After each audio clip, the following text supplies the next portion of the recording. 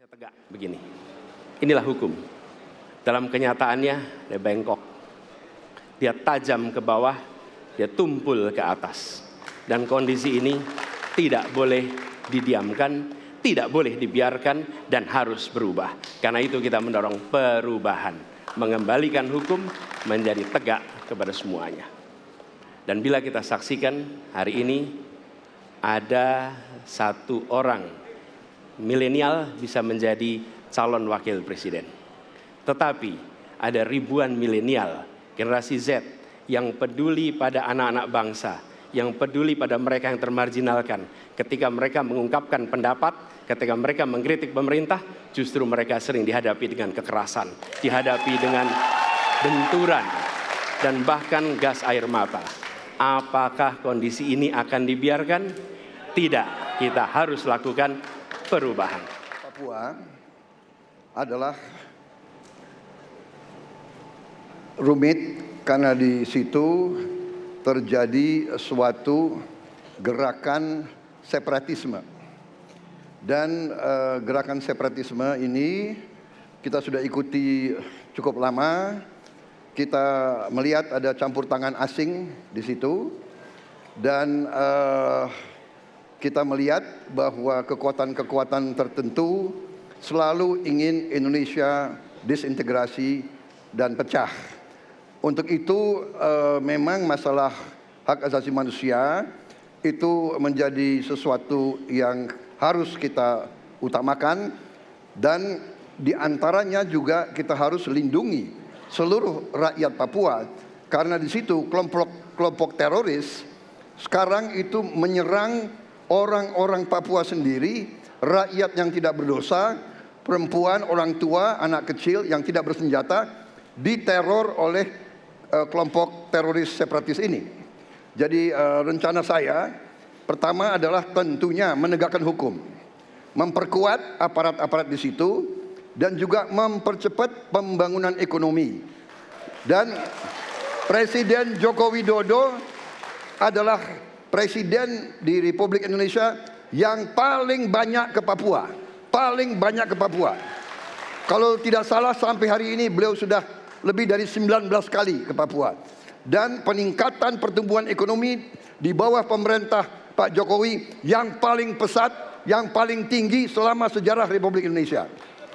Jadi yang saya katakan, saya akan lanjutkan, kita harus membawa kemajuan ekonomi, sosial, services yang terbaik untuk rakyat Papua, melindungi rakyat Papua dari keganasan para separatis dan teroris, dan menjamin penegakan hak asasi manusia. Terima kasih. Dan selanjutnya, ya, hadirin harap tenang, ya. Kita lanjutkan. Baik, kami persilakan kepada calon presiden nomor urut 3 untuk menanggapi jawaban dari calon presiden nomor urut 2. Waktu Anda 1 menit, Bapak, dimulai dari sekarang. Terima kasih, tapi menurut saya rasanya tidak cukup Pak Prabowo. Karena dialog menurut saya menjadi sesuatu yang penting. Agar seluruh kekuatan yang ada di sana, seluruh kelompok yang ada di sana bisa duduk bersama untuk menyelesaikan itu. Itu menurut saya roots masalahnya. Pertanyaan saya simpel saja. Apakah Bapak setuju dengan model dialog yang saya tawarkan itu? Terima kasih. Saya setuju. Terima kasih. Baik. Jadi penulis, Prabowo, saya mau jawab dulu. Saya mau jawab. Waktunya Bapak merespon nanti setelah mendengarkan jawaban ataupun tanggapan dari paslon nomor 1. Masalahnya bukan kekerasan. Karena ketika bicara kekerasan di Jakarta aja ada 3 pandangan. Ada yang menganggap ini terorisme, ada yang menganggap ini separatisme, ada yang menganggap ini kriminal. Di kita aja di Jakarta ada perbedaan pandangan. Apa masalah utamanya? Masalah utamanya adalah tiadanya keadilan di tanah Papua. Itu masalah utama. Oke? Jadi tujuannya bukan semata-mata tentang mentiadakan kekerasan. Karena damai itu bukan tiada kekerasan. Damai itu ada keadilan. Itu prinsip utamanya. Nah, jadi caranya bagaimana? 1. Atas semua peristiwa pelanggaran HAM yang terjadi dilakukan tindakan penyelesaian hingga tuntas. Oke? Yang kedua, mencegah terjadinya pengulangan dengan memastikan semua yang bekerja di Papua memahami bahwa yang harus dihadirkan bukan tidak ada kekerasan, tapi keadilan. Yang ketiga, melakukan dialog dengan semua secara partisipatif. Terima kasih. Benar, saya sangat setuju. Kita harus ada pendekatan dialog. Benar, ya. Dan saya juga setuju. Harus. Tunggu dulu, aku mau jawab.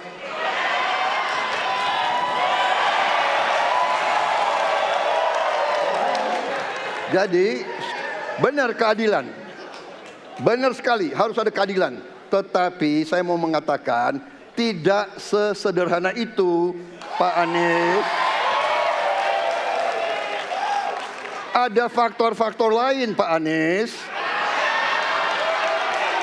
Ada faktor geopolitik, ada faktor ideologi. Inilah yang masalahnya tidak gampang, ya. Tetapi saya pendapat kita harus tegakkan keadilan. Kita harus dialog. Ini masalah bangsa. Ini harus kita, semua kekuatan harus kita rangkul. Baik, waktu habis, Bapak. Waktu habis, Bapak. Terima kasih. Ya, kemarin menjadi sorotan ya, tidak hanya substansi, apa saja yang disampaikan, visi misi dan juga program-program yang kemarin disampaikan dengan tema yang sudah diangkat, tapi gesturnya, gerakan tangan, mata, kedipan, kemudian diksi yang dipilih ini seru. Intonasinya ini seru untuk dibahas. Sudah ada di studio Mbak Monika Kumalasari, ahli mikroekspresi. Selamat pagi. Selamat pagi. Pasti kemarin juga full penyaksikan. Iya, betul. Tanggapan Mbak Monika, apa yang paling bisa dibaca dari gestur mereka semua? Oke, jadi kita ketika di segmen 1 ini ada penjabaran mengenai visi dan misi, ya. Kita sepakat bahwa visi itu adalah bagaimana kita melihat sesuatu ke depan dan misi adalah bagaimana mencapai untuk sampai dengan ke visi tadi, ya. Nah, dari paslon nomor 1 ketika menjabarkan visi dan misi, nah kalau kita lihat ada 2 platform manusia yang bekerja, logic dan juga feeling gitu. Ternyata banyak memasukkan unsur feeling nih kita lihat gitu ya.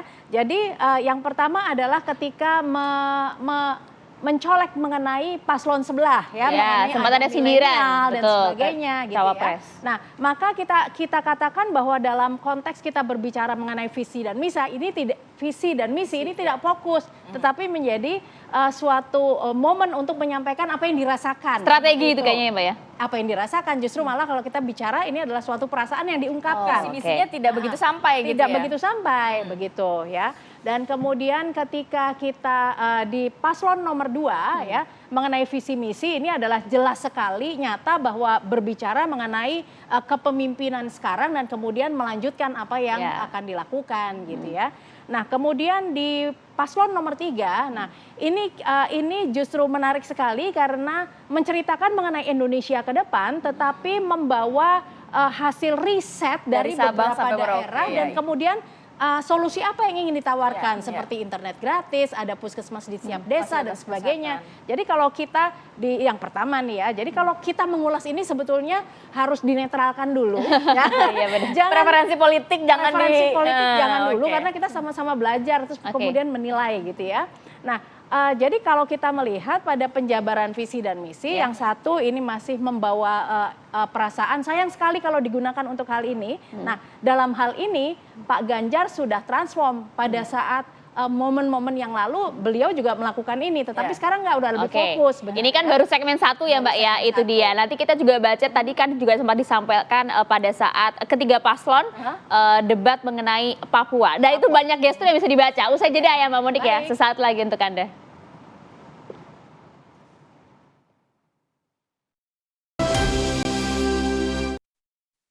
Sekedar partai politik, rakyat tidak percaya kepada proses demokrasi yang sekarang terjadi. Itu jauh lebih luas dari sekedar partai politik. Ketika kita bicara demokrasi, minimal ada 3. Minimal 3 nih. 1 adalah adanya kebebasan berbicara.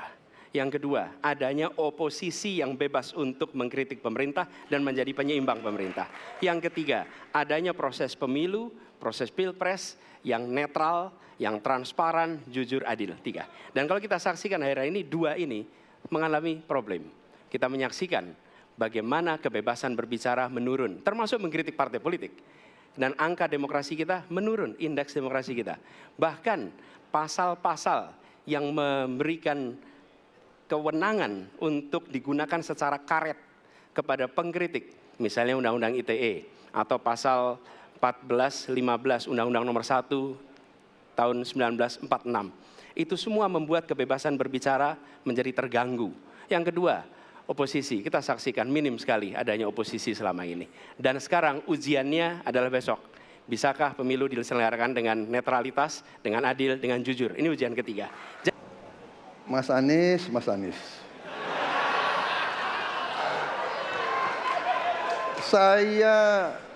Saya berpendapat Mas Anies ini agak berlebihan.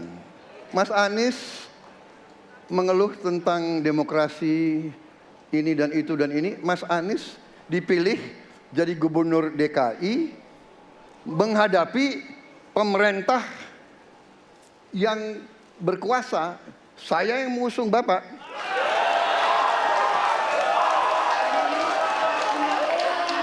Kalau demokrasi kita tidak berjalan, tidak mungkin Anda jadi gubernur.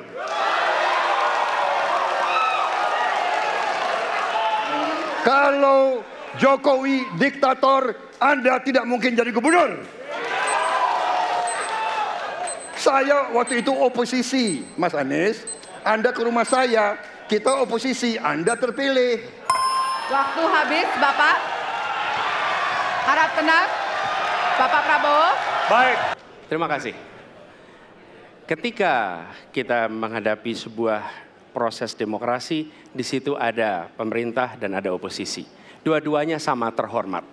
Dan ketika proses pengambilan keputusan itu dilakukan, bila ada oposisi, maka selalu ada pandangan perspektif berbeda yang membuat masyarakat bisa menilai. Karena itu oposisi itu penting dan sama-sama terhormat. Sayangnya tidak semua orang tahan untuk berada menjadi oposisi. Oke? Seperti sampaikan Pak Prabowo tidak tahan untuk menjadi oposisi. Apa yang terjadi? Beliau sendiri menyampaikan bahwa tidak berada dalam kekuasaan membuat tidak bisa berbisnis, tidak bisa berusaha. Karena itu harus berada dalam kekuasaan. Kekuasaan lebih dari soal bisnis, kekuasaan lebih dari soal uang, kekuasaan soal kehormatan untuk menjalankan kedaulatan rakyat. Baik. Waktu Anda Baik. habis, Bapak. Terima Kami kasih. mohon sekali lagi.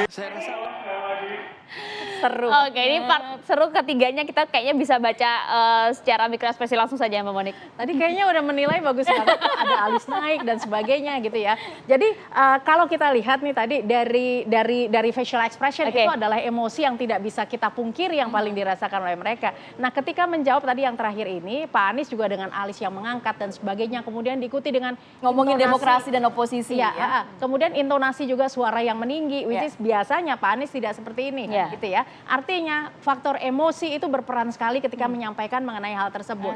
Kemudian juga dari hand gestur yang ditampilkan gitu ya. Jadi ini adalah momen di mana seluruh kemampuan atau apa yang dirasakan semuanya ini keluar begitu ketika mengomentari mengenai apa yang dikatakan oleh Pak Prabowo.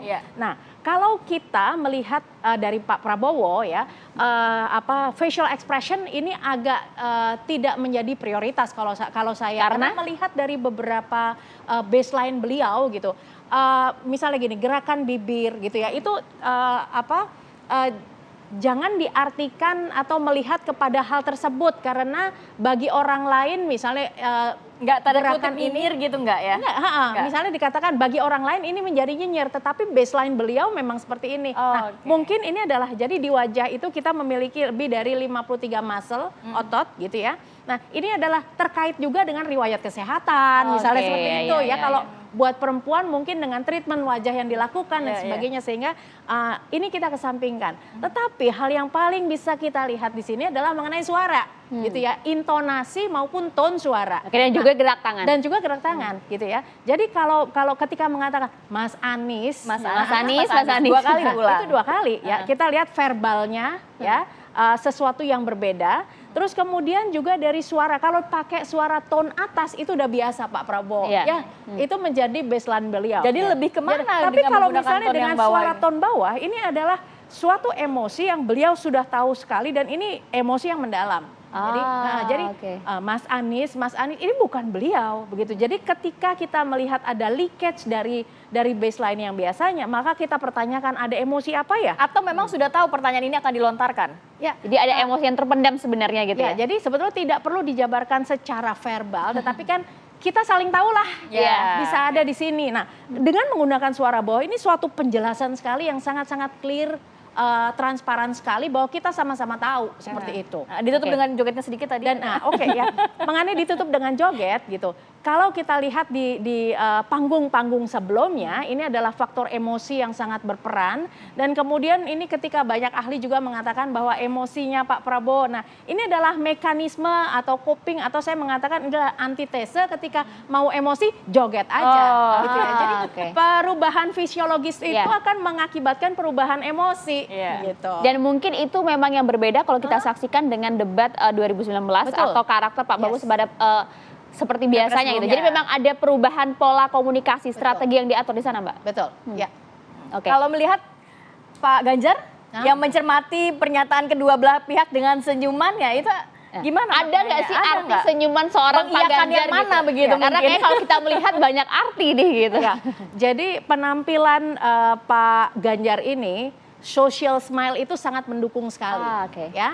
Jadi kalau kalau kita katakan di penampilan sebelumnya adalah ada sensitivitas yang berlebihan seperti itu, kemudian disikapi dengan sensitivitas itu adalah respon dari suatu emosi yang otomatis, jadi nggak bisa ditahan. Nah, tetapi kita punya antitesenya kok. Dengan apa? Dengan melakukan social smile. Maka yang tadinya intensitasnya itu menjadi kuat sekali, dengan social smile ini menjadi turun gitu ya. Untuk mengatasi emosi yang nggak bisa terkontrol gitu ya? Counternya seperti itu? Ya, itu cara yang paling baik untuk seorang leader ketika menghadapi hal yang tidak sesuai dengan ekspektasinya, berikan social smile terlebih dahulu. Artinya kalau kita melihat Pak Ganjar pada saat dengan smile yang cukup lebar dengan alis diangkat, artinya sebenarnya bertolak belakang ya apa yang dirasakan gitu?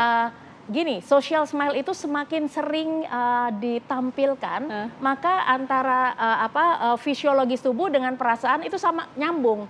Jadi berarti artinya ada proses yang berubah. Jadi akan lebih secara bertahap gitu ya? Bisa menerima. Jadi kalau ini memang dilakukan terus-menerus, ya akhirnya menghadapi kritik atau sesuatu yang tidak sesuai dengan harapan, akan menjadi lebih baik-baik saja begitu.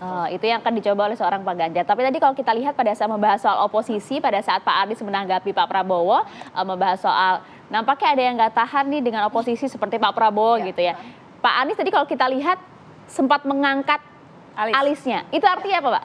Kaget kan nggak menyangka Pak Anies akan menyatakan itu atau seperti apa? Ini adalah bahasa non-verbal mengatakan ya udah saling paham kan. Jadi suatu penegasan yang bersifat non-verbal. Jadi verbalnya mengatakan seperti itu didukung oleh non-verbal. Jadi artinya hal seperti ini sudah sama-sama tahu nih, begitu. Mbak Monica kalau melihat selama kemarin debatnya dari awal sampai akhir, siapa yang Mbak Monica melihat ini paling firm dalam debat perdana ini, paling pede, paling kayaknya sudah matang persiapannya? Disclaimer dulu ya, ini kita belajar, jadi jangan mengarah kepada preferensi. Karena kan cukup banyak gerakan tubuh yang kalau Mbak Monica kan ada ilmunya nih soalnya, silahkan. Oke. Pak Ganjar mampu menguasai emosinya, ya. Terus kemudian dari gesturnya ini semuanya berkorelasi, artinya selaras apa yang dipikirkan, diucapkan dan juga kemudian diperagakan atau dipertunjukkan. Ini juga selaras juga dengan ekspresi-ekspresi yang cepat yang muncul di wajah. Nah, ini jadi antara gagasan, ide ini seimbang dengan perasaan atau bahasa nonverbalnya. Jadi verbal dan nonverbal ini menjadi seimbang seperti itu. Gagasan-gagasan juga on the track, tidak memasukkan unsur yang bersifat emosional. Ya, jadi sudah mulai nggak nyolek-nyolek sebelah. It's very good. Oke, ini baru debat pertama. Nanti kita undang lagi Mbak Monica untuk debat-debat berikutnya untuk membandingkan. Masih ada debat capres dan juga cawapres ya. Terima kasih banyak Mbak Monica. Terima kasih banyak Mbak Monica sudah membantu menganalisis bagaimana ekspresi para masing-masing capres. Soalnya kalau kita yang komentar kan nyinyir jatuhnya, karena kita nggak ada ilmunya. Mbak Monica cukup kan netizen yang nyinyir, jangan kita yang nyinyir ya.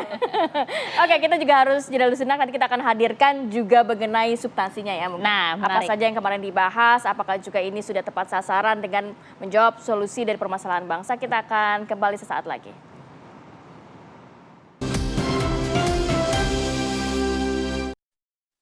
Prabowo mendaftar ke KPU sebagai pasangan calon presiden, calon wakil presiden. Sesudah keputusan MK. Dan kemudian di MK dibentuk MK yang hasilnya mengatakan bahwa terjadi pelanggaran etika berat yang menyebabkan keputusan yang dibuat oleh MK secara etika bermasalah. Kemudian Bapak punya waktu sampai dengan tanggal 13 November. Karena di situ adalah waktu terakhir untuk mengambil keputusan bila ada perubahan.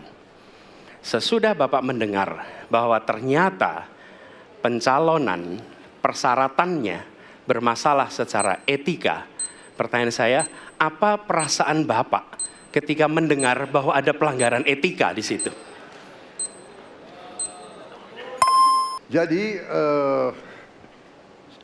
tim saya, para pakar hukum yang mendampingi saya, menyampaikan bahwa dari segi hukum tidak ada masalah. Masalah yang dianggap pelanggaran etika sudah diambil tindakan dan keputusan.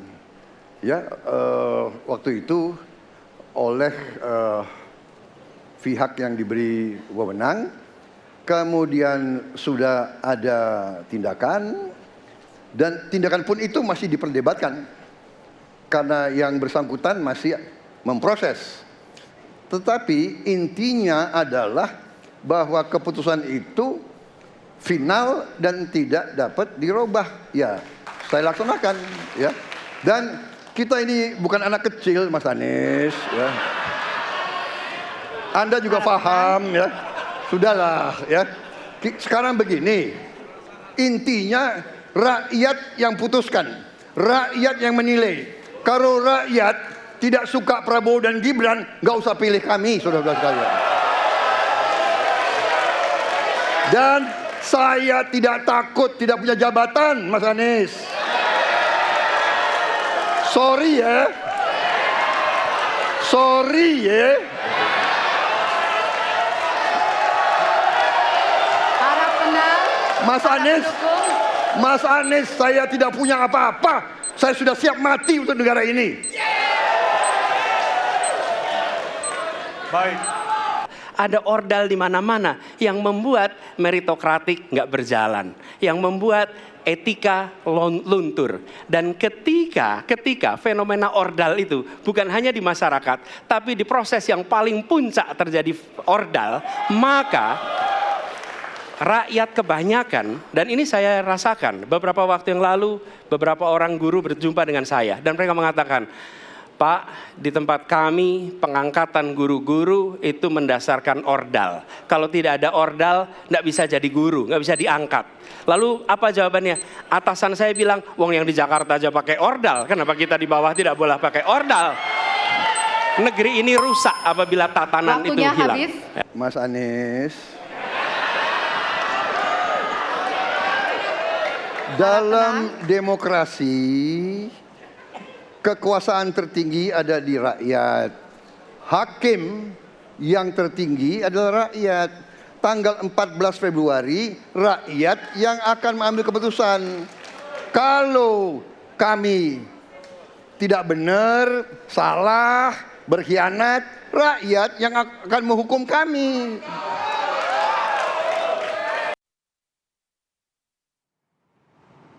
Oke, ini salah satu potongan part seru debat semalam gitu ya. Dan Seru masih banyak semua sih. part-part lainnya. Waktu kita panjang hari ini, Rati. Waktu kita bahas panjang. satu-satu ya. Kalau gitu kita perkenalkan terlebih dahulu narasumber kita pada hari ini. Sudah hadir ada Bang Effendi Ghazali, analis komunikasi politik. Kemudian juga ada kita ngenalinnya dari paslon nomor urut 1 biar adil ya, tidak berpihak gitu ya.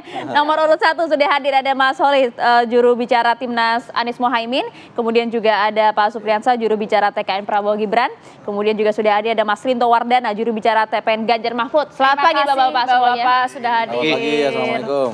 Ini kayaknya muka-muka lelah menyaksikan debat semalam gitu ya. Karena kalau tadi katanya pada saat kita off air gitu ya, udah kayak nonton bola debat gitu. Nobar ya, nonton bareng gitu ya. Kayak nobar gitu. Langsung saja kalau gitu kita komentarin. Mas Solid tadi melihat judul kita hari ini, debat capres sesi pertama siapa unggul. Dari part tadi, responnya seperti apa? Dari yang kita lihat ya, Pak Anies tampil dengan sangat confidence, ya tampil menunjukkan ingin meresonansi apa yang dirasakan oleh masyarakat. Itu yang terpenting. Jadi apa yang disampaikan oleh Pak Anies Baswedan itu bukan hanya retorika kosong, tapi faktual apa yang terjadi dan dirasakan oleh publik. Bukan sensi pribadi ya? Bukan. Jadi setiap kali beliau menyampaikan pandangannya, itu teresonansi dengan apa yang sedang dirasakan oleh publik. Ya. Ini tugas seorang pemimpin di sana. Sehingga kata-katanya bukan kata-kata kosong, tapi memiliki bobot, ada connected gitu. Antara apa yang disampaikan seorang pemimpin dengan apa yang dirasakan oleh masyarakat. Sehingga kalau kita nonton gitu ya, Pak Anies ketika menyampaikan pandangan-pandangannya dan beberapa statementnya yang langsung spesifik kepada isu tertentu, itu langsung seperti kita nonton bola. Bah, ini bener nih kayak gini, gol gitu ya, seperti itu. Karena ada semacam terwakili gitu, termanifestasi dengan kata-kata, dengan statement, dengan sikap politik yang jelas dari Pak Anies Baswedan. Tapi kalau melihat publik sendiri kemarin menyaksikan ini nampaknya antara nomor 1 dan nomor 2 ini nampaknya lebih sering saling sanggah gitu ya. Kalau Anda melihat jawaban-jawaban yang dilontarkan mengenai ordal, kemudian demokrasi dan lain sebagainya itu sudah cukup memuaskan belum? Ya, Pak Anies hanya menyampaikan apa yang dirasakan dari masyarakat saja. Jadi saya pikir apa yang disampaikan Pak Anies bukan yang mengada-ngada. Jadi ketika beliau menyampaikan gagasannya, pikirannya, itu adalah kristalisasi dari value, kristalisasi dari suara publik. Jadi ini ukurannya di sana. Jadi bukan hanya, karena debat itu bukan mengalahkan lawan debat, tapi winning the heart. Memenangkan hati masyarakat. Termasuk juga pertanyaan tadi yang sempat disinggung terkait dengan MK itu tadi ya. Oke, kalau gitu saya mau bergeser dulu. Artinya sudah sesuai dengan apa yang dibayangkan ya debat pertama ya? Insya Allah. Sudah, langsung saya mau geser ke tim pemenangan 02. Nah, melihat Pak tadi pada saat menjawab pertanyaan Mas Anies soal perasaan pada saat isu MK mengenai pelanggaran kode etik. Ada yang menyampaikan netizen kita kalau kita lihat live chat gitu ya. Aduh, kayaknya Pak Prabowo sensi banget jawabnya gitu kan, sampai sorry ya gitu. Respon Pak Supriyansa seperti apa? Sebenarnya apa yang ditampilkan Pak Prabowo semalam itu tampilan seorang pemimpin yang memang dibutuhkan bangsa ini. Orang yang menganggap bahwa Pak Prabowo agak emosi mungkin karena dia tidak mengenal Pak Prabowo. Dia menyampaikan sangat tenang sebenarnya terkait dengan MK-MK yang disampaikan, jawabannya sangat betul. Bahwa keputusan yang ada di MK itulah keputusan yang final and binding, tidak bisa lagi diapa-apakan tetapi harus dijalankan. Terkait dengan ada dugaan pelanggaran etika yang ada, Pak Prabowo juga sudah menjawabnya dengan baik. Bahwa itu ada proses tersendiri yang terlepas dengan muatan sebuah keputusan MK. Jadi Pak Prabowo menurut saya tampilan semalam ini, kalau saya boleh mengatakan bahwa Pak Prabowo itu mengambil nafas-nafas rakyat, yang mungkin karena beliau tentara, prajurit, yang dekat dengan rakyat, melihat situasi yang ada, sehingga ada rasa yang kuat bagi dirinya ketika menjadi seorang pemimpin, sehingga tidak mudah memudahkan, tidak mudah juga menyederhanakan sebuah persoalan-persoalan yang terjadi di Republik ini. Oke, gagasan yang disampaikan oleh Pak Prabowo sudah on point belum dalam debat kemarin dengan durasi yang cukup terbatas? Kalau saya melihat ide dan gagasan yang dibawa Pak Prabowo dan menjawab semua, bahkan menanggapi beberapa pertanyaan-pertanyaan, sangat bagus. Saya tidak melihat ada celah dari Pak Prabowo yang bisa dijadikan sebagai bahan bagi rakyat untuk ragu memilih Pak Prabowo. Pak Prabowo sangat elegan sekali, tampil sangat memuaskan, sekalipun sedikit-sedikit dilengkapi dengan riang gembira, dengan jurus-jurusnya yang ada. Itu juga, gimmick-gimmicknya itu juga ada jurus-jurus yang biasa perlihatkan oleh rakyat ketika kita turun ke daerah-daerah, ya kan? Berarti Pak Prabowo ini mulai kalimat-kalimatnya sampai gerakan-gerakannya itu gerakan rakyat. Baik Pak Supri, oke kita geser ke Bang Rinto ke nomor 3 nih. Kalau melihat kemarin diawali saat pembacaan atau memberikan informasi mengenai visi misi, nampaknya kubu Ganjar Pranowo sudah memberikan informasi, kita sudah turun langsung ke Indonesia Timur, menyerap aspirasi, fasilitas kesehatan, tempat ibadah, dan lain sebagainya. Ini menjadi strategi juga yang dikeluarkan di debat perdana. Sudah memperlihatkan bahwa kita udah turun langsung loh dalam masa kampanye ini. Ya, tadi barusan diskusi dengan Prof. Egi Ghazali di belakang tadi, beliau mengatakan kalau bisa Capres ini menyapa satu daerah yang dikunjungi oleh si Capres. Tadi malam Pak Ganjar sudah melakukan itu dengan beliau menyebut Pak Leo. Ya. Dia pendeta. Iya, sekaligus juga bidan. Ya. Perawat lah di sana dan dia membantu kelahiran warga di sana. Nah, ini satu poin bagus.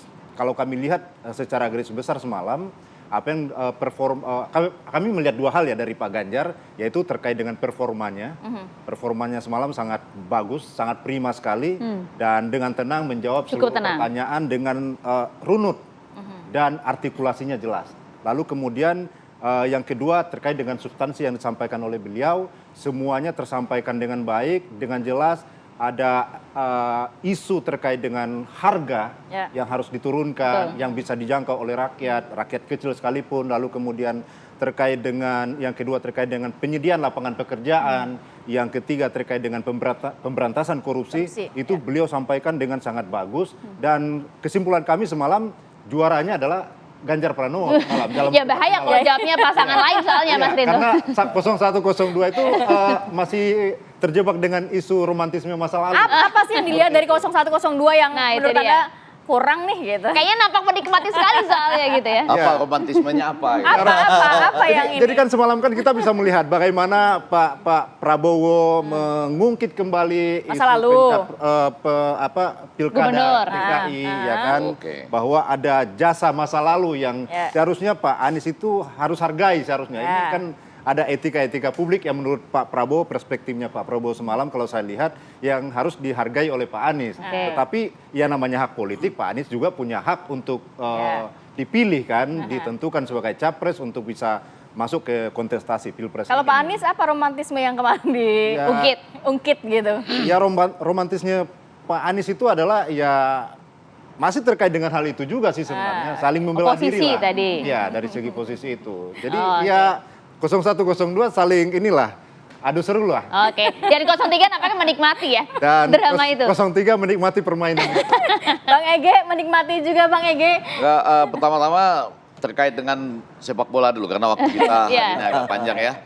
Memang kemarin itu lepas dari harus kita apresiasi ya teman-teman KPU dan panelis yang mau saya katakan itu agak banyak waktu terbuang buat ngundang-ngundi itu ya. Itu lebih mirip pengundian Piala Dunia U17 itu. Kalau jadi harusnya bisa ringkas dan efektif. Iya, nggak usah lah. Malah sebetulnya kalau melihat sudah tuntasnya antar para capres, panelis itu suruh nanya langsung aja. Mereka dapat kehormatannya dari situ kok. Buktinya para capres tajam-tajam kok pertanyaannya gitu ya. Jadi ketimbang Anda nomor ini itu mirip pengundian Piala Dunia U17. Untuk selanjutnya nanti bisa diperbaiki lah. Usaha mereka pasti sudah bagus dan kita apresiasi. Nah ini kan debat capres-cawapres pertama siapa unggul nanti di ujung lah ya. Ya kita akhir karena ini segmen per segmen saya mau mengatakan pada segmen ini ya pada bagian yang ini sebetulnya Anies itu ingin menyampaikan sesuatu yang penting yang mungkin ada di pikirannya dia. Tapi disimpan dengan bahasa yang agak halus dan waktunya ya mengajukan pertanyaan ini nggak cukup untuk membuat ini pertanyaan ini sudah berkali-kali ditanyakan di survei ya kurang lebih yang tahu 30% cuma. Lalu yang baik yang soal kasus MK bahwa ada paman di MK bahwa ini dinasti politik 30% cuma yang tahu. Jadi Anda harus konkret bertanyanya di sini. Gak bisa Anda misalnya itu menyembunyikan sesuatu atau membuat dia dibungkus. Ya. Apalagi kalau Anda tanyakan bagaimana perasaan Bapak Kalau dijawab perasaan saya baik-baik saja tuh misalnya gitu ya. Tuntas itu udah. Selesai gitu. Sambil menekankan bahwa itu kan final dan binding tadi gitu.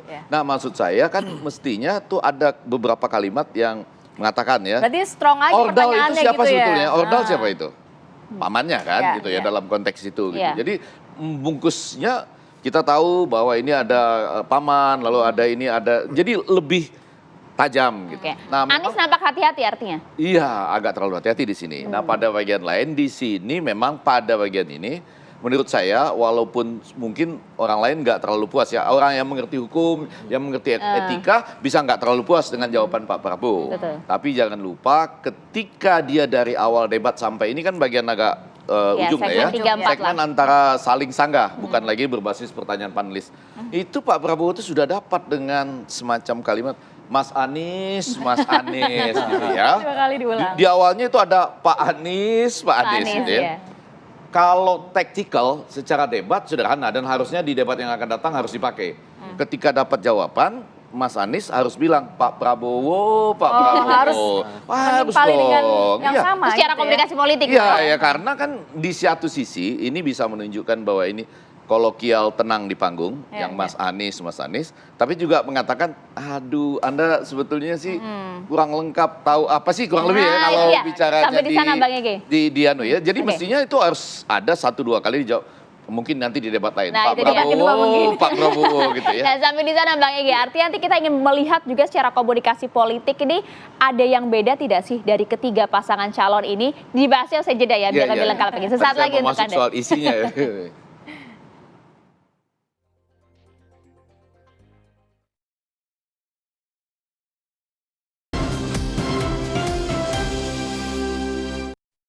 Sekedar partai politik, rakyat tidak percaya kepada proses demokrasi yang sekarang terjadi. Itu jauh lebih luas dari sekedar partai politik. Ketika kita bicara demokrasi, minimal ada 3. Minimal 3 nih.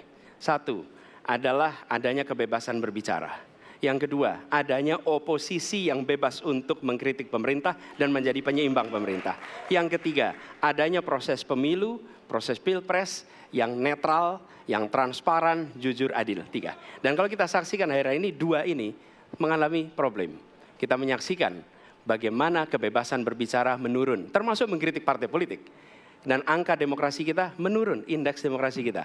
Bahkan pasal-pasal yang memberikan kewenangan untuk digunakan secara karet kepada pengkritik, misalnya Undang-Undang ITE atau pasal 14-15 Undang-Undang Nomor 1 tahun 1946. Itu semua membuat kebebasan berbicara menjadi terganggu. Yang kedua, oposisi. Kita saksikan minim sekali adanya oposisi selama ini. Dan sekarang ujiannya adalah besok. Bisakah pemilu diselenggarakan dengan netralitas, dengan adil, dengan jujur? Ini ujian ketiga. Mas Anies.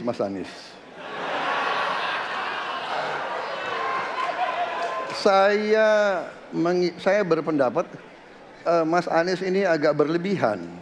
Mas Anies mengeluh tentang demokrasi ini dan itu dan ini. Mas Anies dipilih jadi gubernur DKI menghadapi pemerintah yang berkuasa. Saya yang mengusung Bapak.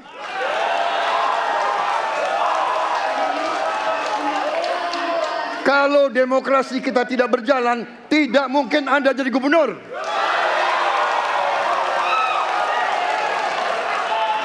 Kalau Jokowi diktator, Anda tidak mungkin jadi gubernur.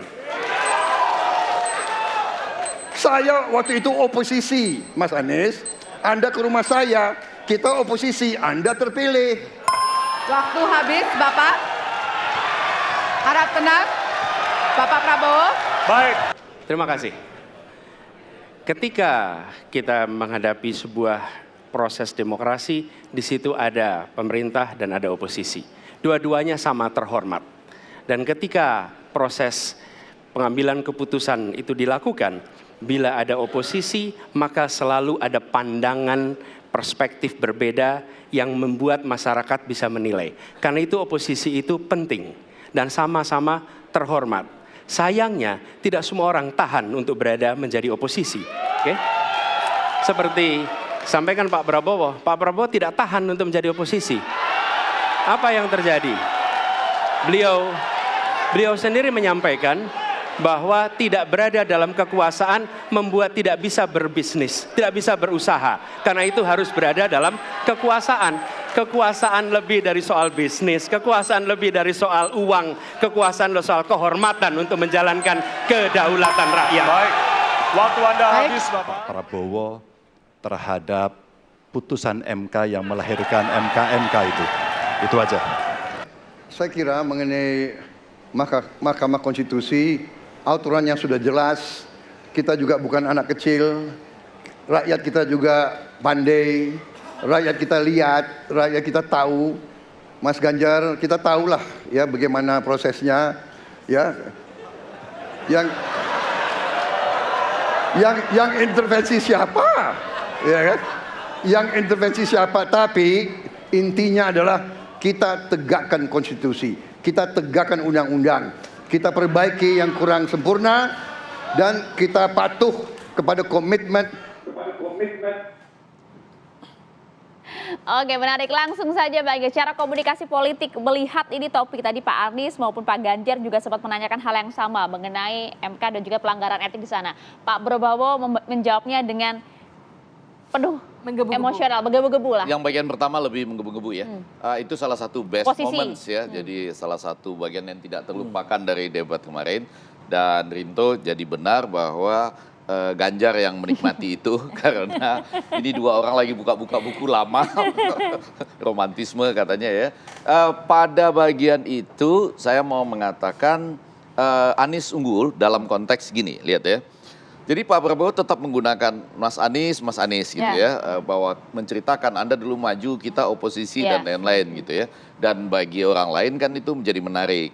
Itu seakan-akan Anda ingat nggak waktu itu saya pernah punya jasa, Anda bisa maju gitu ya. Bahkan di beberapa saya lihat tanggapan-tanggapan yang lain itu menyebutkan Anda janji juga nggak mau jadi capres kalau berhadapan dengan Pak Prabowo lagi maju jadi capres. Tapi intinya bukan itu. Di ujung itu Anies yang semula kita pikir akan kena dengan kalimat Mas Anies gitu ya. Ternyata dia bilang ya kan bahwa Bapak pernah bilang gara-gara tidak berkuasa Bapak jadi susah berbisnis, susah padahal berkuasa itu bukan persoalan bisnis, bukan persoalan uang kurang lebih gitu, tapi adalah bagaimana menjaga kehormatan untuk melaksanakan kedaulatan rakyat. Saya rasa pada bagian itu yang Mas Anies tadi bisa bisa ditutup oleh jadi itu salah satu best momennya Anies di dalam debat kemarin. Nah, balik ke persoalan MK kan. Jadi sama Ganjar juga menanyakan MK. Betul. Anies juga. Iya, kalau Anies tadi kan kita sudah ambil potongannya di depan. Ada bagian yang Anda mungkin nggak banyak yang lihat ketika itu ditanyakan. Ada satu orang di situ yang penuh semangat di antara penonton. Mas Gibran. Sampai berdiri gitu ya. Iya. Apa yang bisa dibaca cara politik? Kalau saya mau baca bahwa Gibran ikut larut dalam suasana itu, apalagi ditanyakan soal MK yang tidak lain tidak bukan soal dia gitu.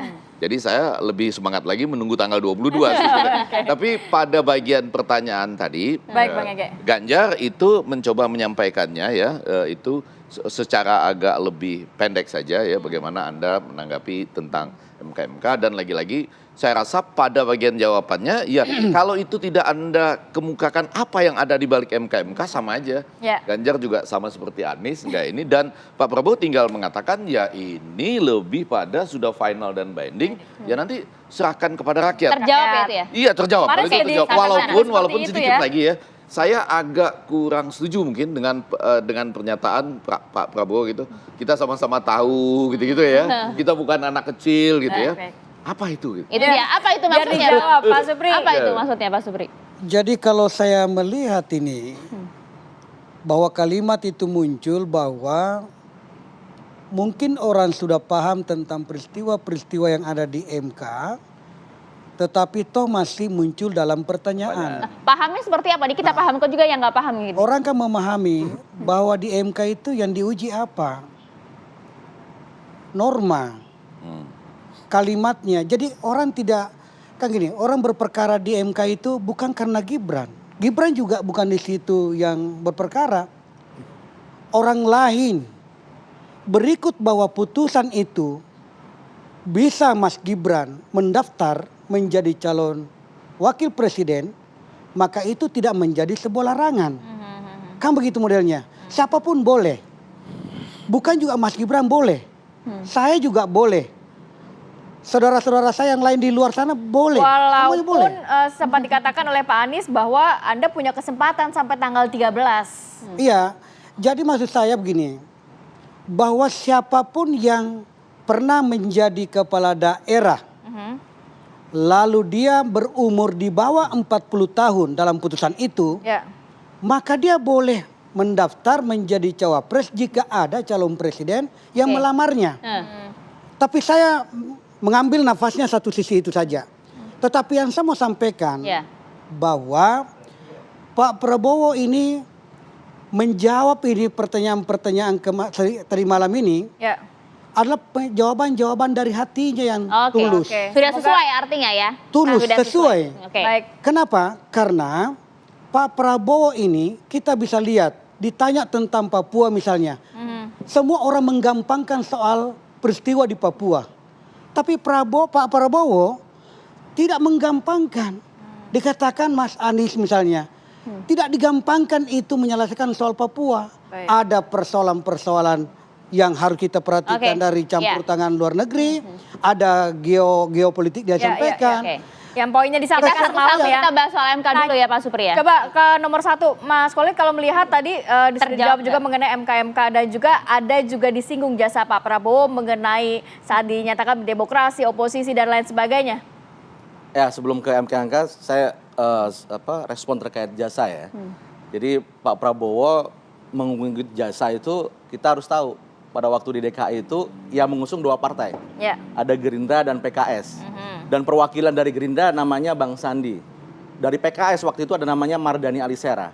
Tapi PKS dengan besar hati merelakan kadernya Mardani Alisera digantikan ke Pak Anies Baswedan.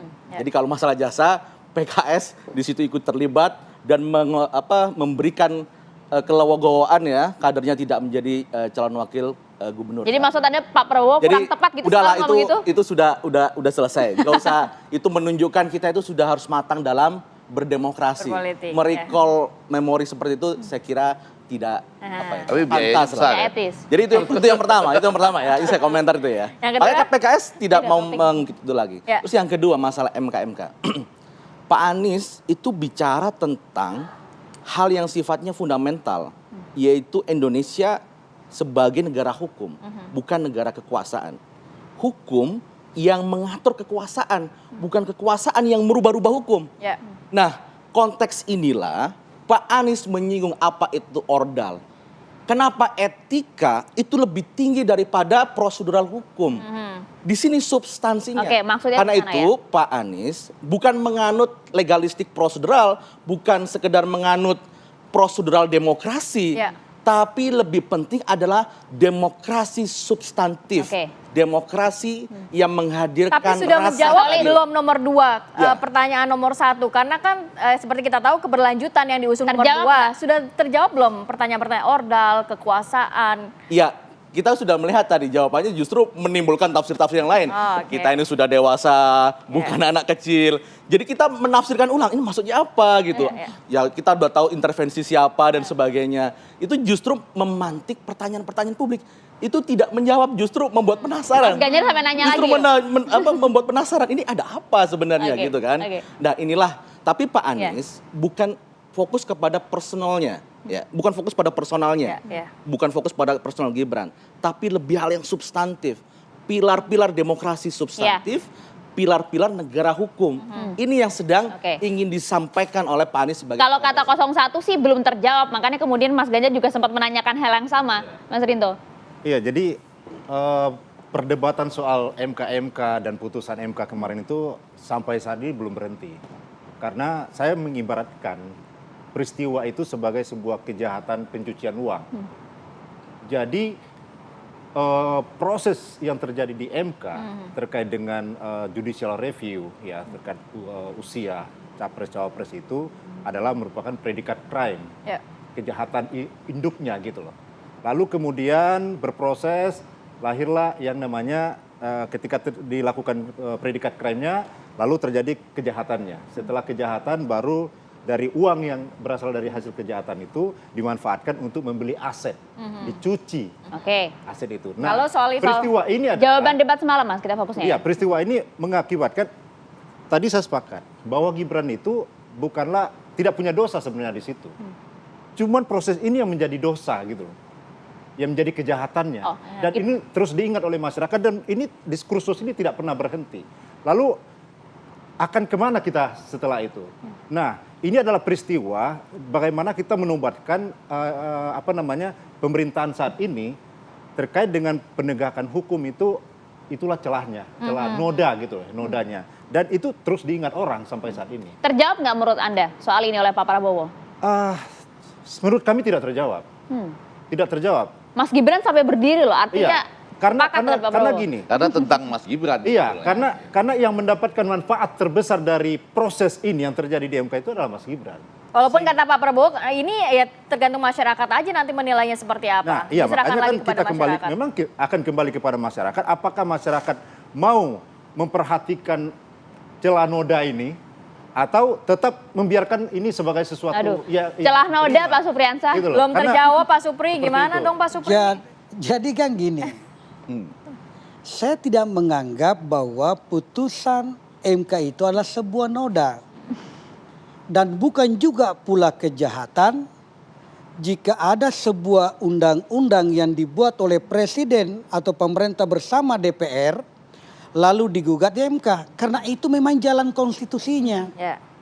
Jadi siapapun boleh memasukkan gugatan kepada MK misalnya untuk judicial review sebuah undang-undang jika menganggap bahwa undang-undang itu tidak berpihak kepada rakyat, tidak berpihak kepada masyarakat, tidak berpihak kepada dirinya. Itu diberikan Tapi kesempatan. tidak dijabarkan kemarin oleh Pak Prabowo. Tapi tahan dulu ya, nanti komennya seperti apa, kita akan sama lagi di segmen berikutnya, tetap bersama kami.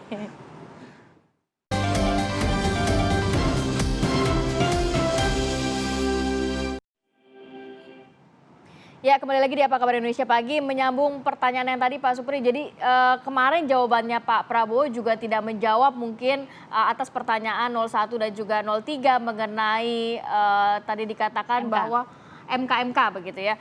Terus ada juga di saat pembahasan mengenai HAM disinggung oleh Pak Ganjar bahwa Pak Prabowo ini nampaknya tidak tegas soal penyelesaian HAM.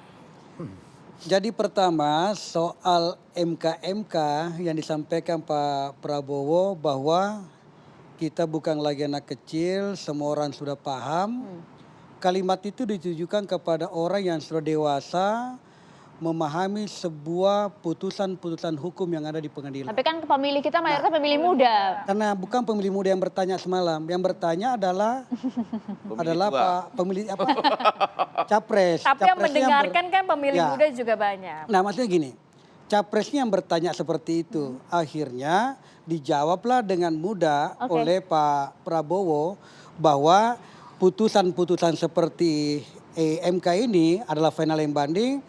Kemudian sudah diproses juga di etik soal semua hakim yang ada di sana. Jangan menganggap bahwa semua hanya hakim Pak Anwar Usman yang kena etik di sana. Kena teguran semuanya. Jangan pikir hanya satu, semuanya. Cuma bertingkat-tingkat cara sanksinya yang diberikan. Itu satu. Yang kedua, soal HAM.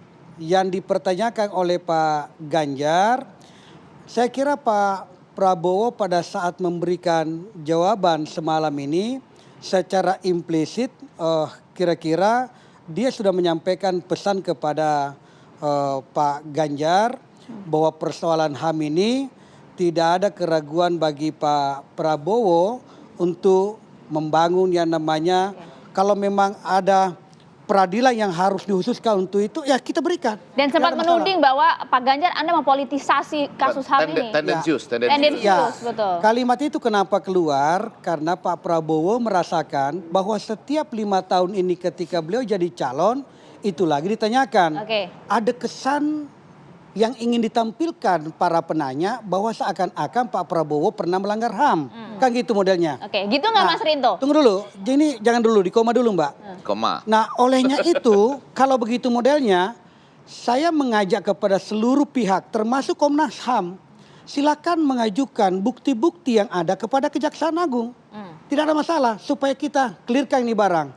Kenapa tidak lanjut ini semua dugaan-dugaan orang? Karena tidak ada pembuktian bahwa baik keterlibatan secara langsung Pak Prabowo di zaman itu maupun kebijakan waktu itu. Kita bisa lihat pada saat Pak Presiden B.J. Habibie meletakkan sebuah kesimpulan pada Pak Prabowo memecat dengan hormat. Bukan tidak hormat. Baik, poinnya sudah kita tangkap. Oke, tendensius sekali Anda Mas Rinto. Kalau saya rasa ya, orang yang paling tidak mendapatkan keadilan di Republik ini adalah Pak Prabowo. Dari tahun 98 sampai saat ini, beliau dituduh sebagai pelaku kejahatan hak asasi manusia. Dan sampai saat ini pun, beliau tidak mendapatkan yang namanya kepastian hukum terkait tuduhan yang dialamatkan kepadanya. Jadi kalau Ganjar jadi presiden, Pak Ganjar akan mengusut itu untuk memberikan kepastian hukum kepada Pak Prabowo, apakah dia pelanggar HAM atau tidak. Jadi maksud pertanyaannya apa sebenarnya? Maksud pertanyaannya adalah kalau Ganjar jadi presiden, Pak Ganjar akan mengusut semua kejahatan-kejahatan HAM yang pernah terjadi di Republik ini, termasuk memberikan kepastian hukum terhadap nasibnya Pak Prabowo. Tapi malah dituduh gitu Pak Prabowo. Ya, ini sebenarnya bukan tuduhan, bukan juga ada pertanyaan tendensius. Justru Pak Ganjar sedang memberikan kepastian hukum kepada meyakinkan Pak Prabowo. Pak Prabowo, kalau saya jadi presiden, saya akan membuka ini semua kasus-kasus masa lalu dan termasuk memberikan kepastian hukum terhadap tuduhan-tuduhan yang dilamatkan kepada Bapak. Inilah kejahatan Tapi yang ditangkap malah berbeda ya nampaknya ya. Ini kejahatan terhadap Pak Prabowo. Sampai saat ini beliau ini dituduh setiap 5 tahun sekali lagi. Jadi makanya harus dituntaskan itu tadi maksudnya. Ya makanya harus dituntaskan. Siapa yang menuntaskan? Yang bisa menuntaskan hanya Pak Ganjar. Mas Soleh melihat ini sebagai politisasi HAM nggak dibahas selalu 5 tahunan? Saya pikir kalau masalah HAM itu value yang paling penting itu adalah impunitas. Apa yang sudah kesalahan atau pelanggaran HAM masa lalu memang harus dituntaskan. Kalau itu tidak dituntaskan, maka akan bisa terjadi berulang lagi. Dan ini yang harus kita kawal. Dan Pak Anies itu bukan hanya kasus yang disampaikan oleh Pak Ganjar ya, tapi menyampaikan ada beberapa kasus, misal Harun Al-Rashid dia adalah pendukungnya Pak Prabowo di 2019. Beliau meninggal, orang tuanya diajak ikut debat tadi malam. Tidak jelas kasusnya seperti apa. Dan Pak Anies berjanji akan menuntaskannya. Kemudian Bu Mega yang KDRT. Mega Suryani Dewi. Mega Suryani Dewi. Bu Mega yang mengalami kasus KDRT dan itu juga belum tertuntaskan. Kanjuruhan, KM 50, banyak. Jadi rentetan kasus-kasus pelanggaran HAM, kejahatan HAM, memang itu harus dituntaskan. Jadi sepakat dengan Pak Ganjar ya? Ini harus dituntaskan. Tidak hanya secara tendensius kepada Pak Prabowo ya, tapi banyak kasus-kasus. Tahan dulu Bang Ege, kita nanti akan kasih kesempatan Bang Ege saat lagi ya. Enggak, karena itu salah satu best momennya Ganjar. Bang Ege, oke, ini seru, itu. tapi kita lanjutkan lagi nanti di segmen berikutnya. Tetap bersama kami.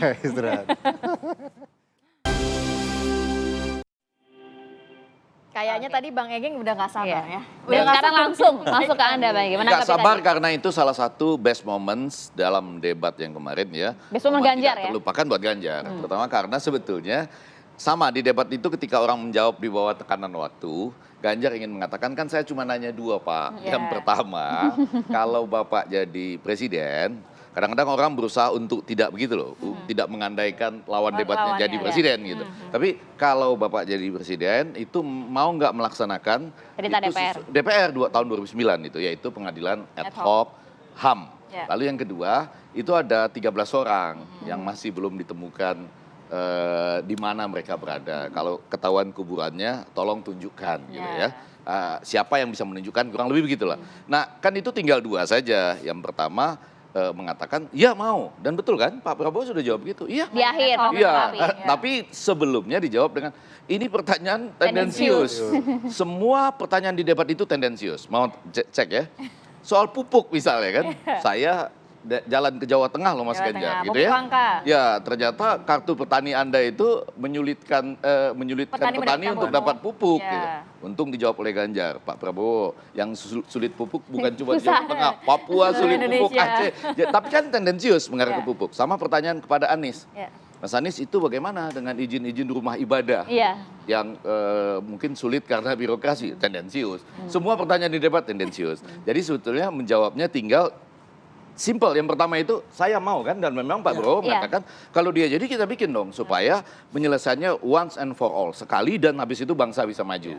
Yang kedua itu juga kan sebetulnya jangan tanyakan ke saya dong kalau soal kuburan itu gitu. Dan kemudian dijawab dengan mengatakan bahwa banyak loh yang dulu menjadi korban itu sekarang ikut saya, gitu ya. Nah coba nanti cek fakta namanya di beberapa media, apakah berapa orang yang ikut, kemudian bagaimana kata asosiasi para korban itu misalnya, bisa berbeda itu. Tapi secara komunikasi politik tepat nggak sih jawaban itu?